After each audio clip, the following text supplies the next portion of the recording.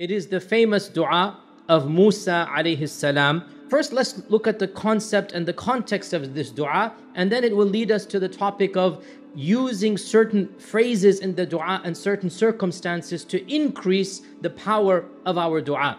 The context of this dua is the famous story of Musa alayhi salam fleeing from Fir'aun when he accidentally hit the Egyptian. So Musa flees without any preparation, no baggage, no wallet, no cash, nothing. He is in the middle of the street. Somebody comes and says, "Oh Musa, right now the leaders of the Fir'aun's army are going to come and capture you." Right then and there he fled. فَخَرَجَ مِنْهَا خَائِفًا يَتَرَقَّبُ. And he left with only the clothes on his back.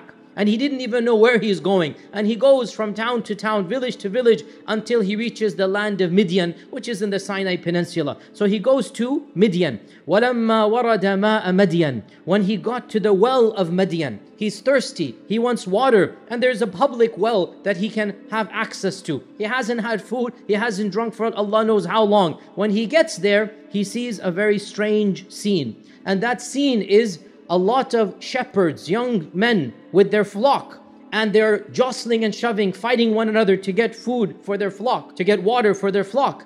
And away from them, there are two ladies with a small group of sheep as well. So he says to them, "What is the matter? Ma khatbukuma? What is your story? What are you doing here?" قَالَتَا لَا نَسْقِي. They said, "We as ladies, we can't go into this crowd, this melee of men hustling and bustling. We're not going to jump in there. We have to wait our turn until they finish. There's no water left. Whatever is left, we will get it for our flock. Our father is elderly. We cannot afford a hired hand. So we are forced in our circumstances to stand in line and wait for our turn." What is very powerful here, Musa himself being at this point in time a pauper. He doesn't have a penny to his name.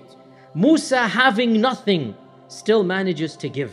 And when he gives this act of charity that he goes in and he feeds their flock without any thanks, he doesn't need anything from them. And it is very important to point out that these ladies culturally, ethnically, and religious-wise have nothing to do with Musa. Also, I remind you, he was not yet a prophet. He was your average Muslim. He was a Muslim. Despite all of the problems, can you imagine his own mental state? Can you imagine what he's worried about? He doesn't even know where he's going to sleep. He doesn't know where he's going to get food. But still, he finds an act of charity and he gives whatever he can. And he hands the flock back, and then ثُمَّ تَوَلَّى إِلَى الظِّلِّ. Having nowhere to go, tired from running away from Egypt, tired and hungry, disheveled and dusty, he goes under a tree.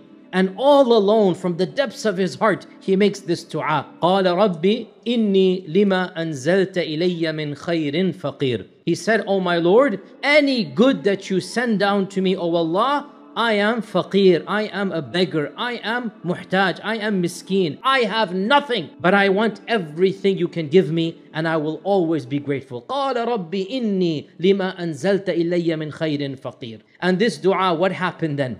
Immediately, فَجَاءَتْهُ. The fa means immediately after that. One of these two young ladies came back, shy, awkward. She said, "My father heard what you did. We told him what you did. He wants to thank you. Can you come back with me?" And so he goes back, and within a few hours, he gets a job. He gets a roof over his head. He gets food and drink for many, many years. He gets a career.